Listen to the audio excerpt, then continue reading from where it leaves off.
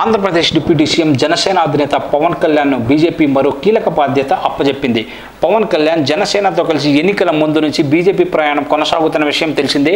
TDP బీజేపీతో జట్టు కట్టి 3 పార్టీలు కలిసి ఎన్డీఏ కూటమిగా ఆంధ్రప్రదేశ్ అసెంబ్లీ ఎన్నికల్లో బరిలో దిగిన సంగతి కూడా అందరికీ తెలిసిందే. తాజాగా బీజేపీ పవన్ కళ్యాణ్కి మరో బాధ్యత అప్పగించింది. ప్రస్తుతం దేశంలో కొన్ని రాష్ట్రాల్లో అసెంబ్లీ ఎన్నికలు జరగబోతున్నాయి. అయితే అందరి ఫోకస్ మాత్రం మహారాష్ట్ర ఎన్నికలపై గట్టిగా ఉంది.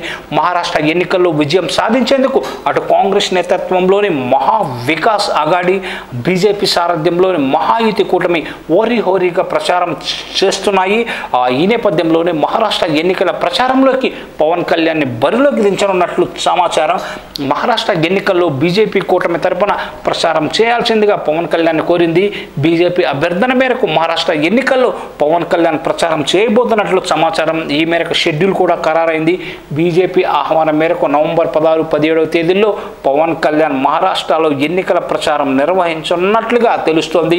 ముఖ్యంగా మహారాష్ట్రలో తెలుగువారు అధికంగా ఉన్న ప్రాంతాల్లో పవన్ కళ్యాణ్ పర్యటన ఉండేలా బీజేపీ ప్లాన్ చేసింది. పవన్ కళ్యాణ్ చరిష్మాను ఉపయోగించుకుని ఓట్లు, సీట్లు రాబట్టుకోవాలని బీజేపీ అధిష్టానం పక్కా ప్రణాళికలు రూపొందించింది. మొన్న మధ్య జరిగిన తమిళనాడు ఎన్నికల్లోనూ పవన్ కళ్యాణ్ బీజేపీ తరపున ప్రచారం చేశారు. ఇప్పుడు మహారాష్ట్రలోనూ ఎన్నికల ప్రచారం అయితే చేయనున్నారు. మరోవైపు తెలంగాణ ముఖ్యమంత్రి రేవంత్ రెడ్డి కాంగ్రెస్ కూటమి తరపున మహారాష్ట్రలో ఎన్నికల ప్రచారం నిర్వహిస్తున్న సంగతి విదితమే. 2 రోజుల పాటు రేవంత్ రెడ్డి కాంగ్రెస్ కూటమి తరపున మహారాష్ట్ర ఎన్నికల ప్రచారం నిర్వహిస్తున్నారు.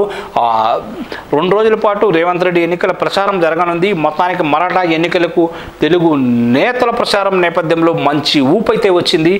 మరోవైపు 288 మంది సభ్యులు బలమున్న మహారాష్ట్ర శాసనసభకు నవంబర్ 20న ఎన్నికలు జరగనున్నాయి.